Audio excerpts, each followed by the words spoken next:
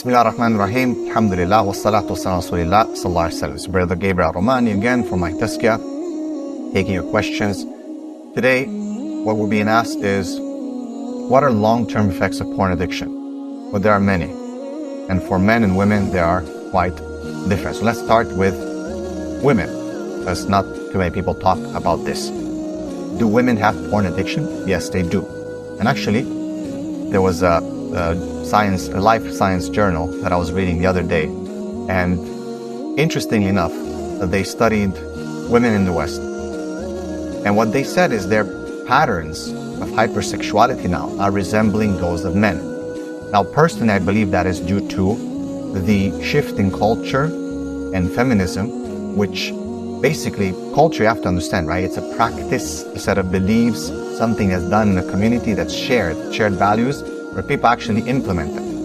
So women now, they are basically behaving more masculine. They're adopting masculine traits so they can succeed in pretty much a masculine-dominated world. So they're trying to be like men. But what's happening now is that it shows that they're showing more masculine sexual behavior, such as porn addiction, masturbation, and even promiscuity. The interesting difference is that while men were showing this kind of hypersexuality, they mostly, in general, overwhelmingly stay heterosexual. While women who are promiscuous and hypersexual and show these masculine type of traits, they show an inclination towards bisexuality, which is a very interesting point, because I said the more masculine women become, the more they will be attracted to the feminine. And this is the, you can thank, feminism and this whole movement of women trying to be men is destroying actually our women. Men are still stronger. Yes, there'll be men who are weak and so on and so forth, but men still, when it comes to sexuality, they are much more resistant to these corruptions. Okay? So, women have, in terms of long-term effects, because women don't really have to perform as per se, a lot of times it's more dangerous, the addiction of a woman, because she doesn't realize, she doesn't see immediate problems. Like the man, what they would usually say, or they would see erectile dysfunction, premature ejaculation, all kinds of problems. The woman doesn't really see that. But how it affects the woman long term, women, a lot of times, most of the times, they have mental constructs that they live in, fantasies. And female fantasies are linked to orgasm, are linked to the way the brain works.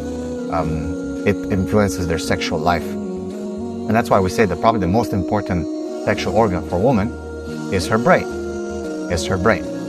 So the way she sees pornography and she starts fantasizing and thinking about it, it basically changes the way her brain works. And the ultimate effect of such will be that she will have issues with orgasming. And now we see statistically that about 70% of women will never reach orgasm through intercourse. And about 30% of women have never experienced orgasm. These numbers are staggering. They are staggering. A lot of it has to, a lot of people don't understand. They obviously will put the blame on men. Men don't know what they're doing. There've been all these studies now, again, pushing feminism and that women don't need men. There's been a study where lesbian women have more amazing sex or orgasms because women know what they're doing and men are just like this. And there's all these studies that are pushing for the degradation of men. And actually this study is interesting because women are used to stimulating themselves their whole life basically. You think women don't masturbate? They do, they just don't admit it. They don't report it. But now, in the 21st century, with tracking devices, cookies and so on online, we are able to understand a bit more about female sexuality and what turns them on and what they look at. And even, for example, one of the studies was tracking how much time they spent watching pornography. And it was pretty much coinciding with the amount of time it would take a woman to reach orgasm. While men usually will spend time online a few minutes, which again, kind of coincides with the amount of time it takes the average man to reach orgasm. So the title, I think, of the study was Women Spend Long or Watch Porn More, but more meaning lengthier time. So what it affects women, I would say, I think the effects of women are even more dangerous because they're not very noticeable. So women can continue to do this, and then what will happen is they won't be able to experience orgasm. A lot of girls will be watching pornography in the teenage years. When they reach puberty, they start pleasing themselves, and a lot of this conditioning that happens, because usually women will please themselves in a certain way that is not obviously intercourse. Especially for virgin women, they're afraid of, the haram, of course, they're afraid of being impregnated, so they will be stimulating the outside. But they get used to that type of climax. Now, men usually will penetrate when they get married. Let's say man marries woman, he tries to penetrate, intercourse, she doesn't reach climax. Why? Because she's used to stimulation, which kind of explains the other study, which is why women will make other women climax, because usually they don't have the tool to do intercourse. They will be focusing on what women have been doing their whole life, right? So they understand the connection here. So it's important to understand that this is how it affects women.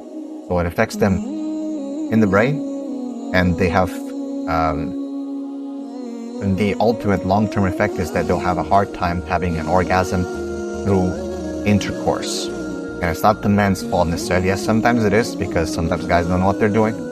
But technically speaking, Allah created men and women to be able to please each other. It's only after the perversion of the human mind, of the human body, that people start having problems actually pleasing each other and enjoying each other. As for men, the long-term effects are, of course, erectile dysfunction, premature ejaculation, loss of libido, loss of testosterone, loss of confidence, loss of hair, just loss of muscle, loss of everything. For men, it's like a total loss. Men, basically, they kill themselves with pornography. It is the demise of men when they get addicted, and 20, 30 years, they're basically using PMO, depression, anxiety. They can't please their wives, the complaints from the wives, the falling apart, drifting apart emotionally, physically. These are some of the long-term effects. So for men, it's a bit more noticeable. For men try, that's why you see that mostly men lead the no-fap community and talk about PMO. But trust me, it is more dangerous for women because it's not noticeable. Women just let it go. And then what they're going to do, they're going to blame that. Oh, men don't know how to do this. They can't satisfy it. No, you also, honey, have your share of the actual blame. Allah knows best. Assalamu alaikum.